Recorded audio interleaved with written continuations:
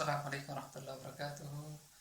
كم جرتنا الشما فيادا guyyaa irraa Excel irratti akkamitti barcode scanner'n akkamitti akka uumamachuu dandeessan isin hubachiisa.